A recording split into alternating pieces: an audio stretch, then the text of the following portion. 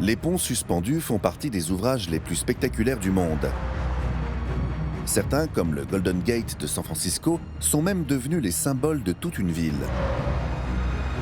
Mais l'une de ces constructions a marqué l'histoire d'une façon plus dramatique.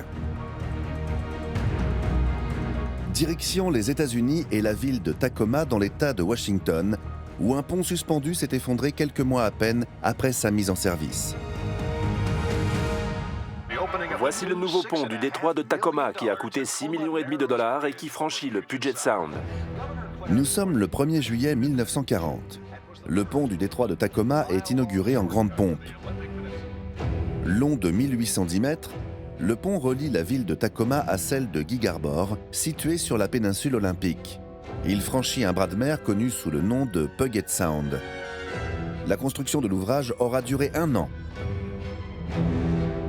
Le principe des ponts suspendus consiste à faire supporter la charge du tablier du pont par des câbles qui sont reliés à ses 2 extrémités. Pour la conception du pont de Tacoma, les ingénieurs s'étaient appuyés sur la théorie dite de distribution élastique. Le principe, en cas de vent violent, les tiges de suspension sont censées répartir la charge de manière uniforme sur toute la structure. Au lieu de rigidifier le tablier à l'aide de poutres de 7,6 mètres d'épaisseur, ils ont donc utilisé des poutres beaucoup plus fines de 2,50 mètres. Beaucoup moins cher, cette solution donnait à l'ouvrage un profil plus fin et plus majestueux.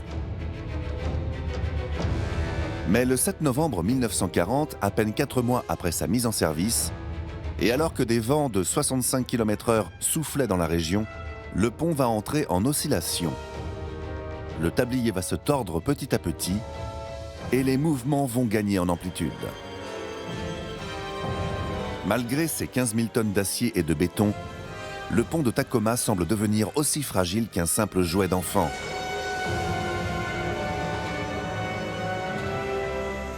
La fragilité du pont avait été identifiée par les ouvriers au cours de sa construction. Ils l'avaient même surnommé « Galloping Gertie », car au moindre coup de vent, ils avaient l'impression d'être sur un cheval au galop. Un professeur d'ingénierie de l'Université de Washington, Frederick Ferguson, avait été chargé de trouver une solution aux tendances du pont à osciller. Mais face aux évidents défauts de construction du pont de Tacoma, sa mission va s'arrêter net ce jour de novembre 1940. C'est lui que l'on distingue au loin. Au prix d'un acte de bravoure, il tente à ce moment-là de porter secours à un chien bloqué dans la voiture que l'on voit sur les images. Mais l'animal terrorisé ne le laissera pas approcher et Frederick Ferguson sera obligé de quitter les lieux. Ce jour-là, 2 caméramans amateurs de la région, Barney Elliott et Harbin Monroe, sont présents avec leurs 2 caméras de 16 mm. Ils vont donc parvenir à capturer ces images, parmi les plus spectaculaires de toute l'histoire du génie civil. Le pont se déchire et une grande partie de sa structure s'écrase dans l'eau, 60 mètres plus bas.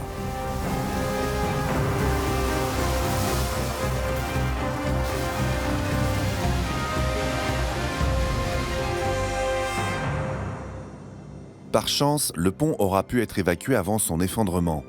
Seul Toby, le chien qui était resté bloqué dans la voiture, périra dans l'accident. À 150 mètres au-dessus de l'eau, les ouvriers construisent le nouveau pont du détroit de Tacoma. 10 ans plus tard, en 1950, un nouveau pont est construit au même endroit que le précédent. Cette fois, les matériaux utilisés seront beaucoup plus robustes et sa conception prendra mieux en compte l'impact des rafales du vent sur la structure. En 2007, l'ouvrage sera doublé d'un second pont suspendu pour faire face à l'accroissement du trafic. Aucun incident n'a été déploré à Tacoma depuis ce jour du 7 novembre 1940. Mais nul doute que ces images d'un pont de 15 000 tonnes qui oscille comme une vulgaire feuille de papier resteront à jamais dans l'histoire.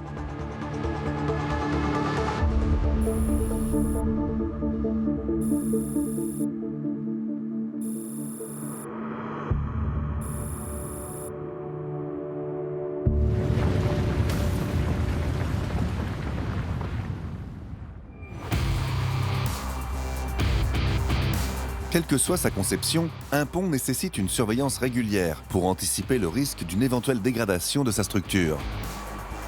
En cas de défaillance, des travaux de maintenance sont impératifs. Et s'ils ne sont pas entrepris à temps, les conséquences peuvent être terribles. Comme le prouve la catastrophe qui prend la 9e place de notre classement. Elle s'est déroulée en 2007 aux États-Unis dans le Minnesota, au cœur de la capitale de l'État, la ville de Minneapolis. Le Mississippi est un immense fleuve de 3780 km qui traverse le centre du pays du nord au sud. Parmi les 130 ponts qui le franchissent le long de son parcours, il en est un qui a particulièrement marqué l'histoire. Le pont autoroutier de l'Interstate 35. Un pont construit en arc métallique et ouvert à la circulation en 1967. Avec un trafic de 141 000 véhicules par jour, il était à l'époque le 5e pont le plus utilisé du Minnesota. Connu sous le nom de pont 9340, l'ouvrage était une portion de 2 fois 4 voies de circulation qui reliait les quartiers de Downtown East et Mercy Holmes et franchissait le Mississippi sur une distance de 579 mètres. Mais le 1er août 2007 à 18h05, une portion du pont de 160 mètres s'effondre soudainement en pleine heure de pointe. Ces images captées par une caméra de surveillance vont faire le tour du monde.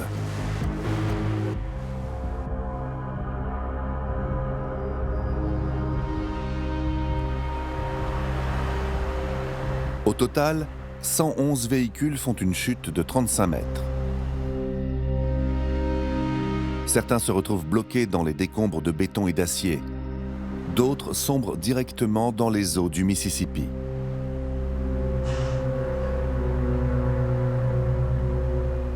Arrivés sur place en 6 minutes, les équipes de secours vont parvenir à libérer tous les survivants de leur voiture et à transporter les blessés graves à l'hôpital juste avant la tombée de la nuit.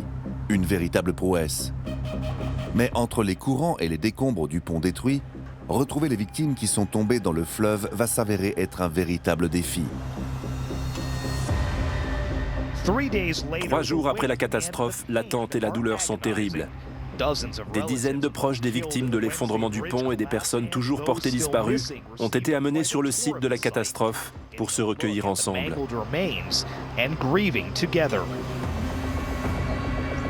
Les plongeurs devront travailler pendant 3 semaines pour récupérer tous les véhicules emportés par l'effondrement du pont et retrouver les corps de toutes les victimes.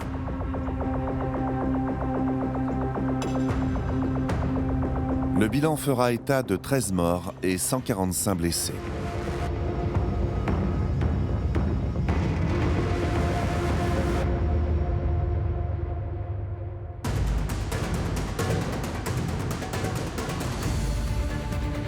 Après la catastrophe, l'enquête montrera que plusieurs inspections réalisées par le département des transports du Minnesota dans les années 90 et 2000 avaient pointé du doigt un risque d'instabilité de la structure, concluant qu'un remplacement complet du pont serait nécessaire en 2020. Mais l'ouvrage n'aura malheureusement pu tenir jusque-là. Ce jour d'août 2007, c'est l'une des plaques d'acier rivetées utilisées pour assembler les poutres métalliques du pont et jugées trop fines par les experts, qui a fini par se déformer sous la charge et par se déchirer le long d'une ligne de rivets, conduisant à l'effondrement de toute la structure.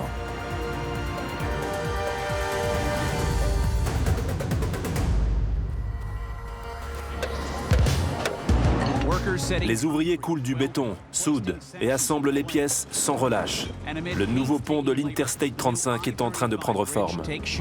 À peine un an plus tard, la ville inaugurera le pont de St. Anthony's Falls, construit en un temps record au même endroit pour remplacer l'ancien ouvrage. Un design complètement différent et surtout un pont construit en béton et équipé de 323 capteurs permettant de contrôler en temps réel la moindre de ses vibrations. Depuis, les habitants de Minneapolis continuent de franchir tous les jours le Mississippi, avec une pensée pour ceux qui ont perdu la vie lors de la catastrophe du pont de l'Interstate 35.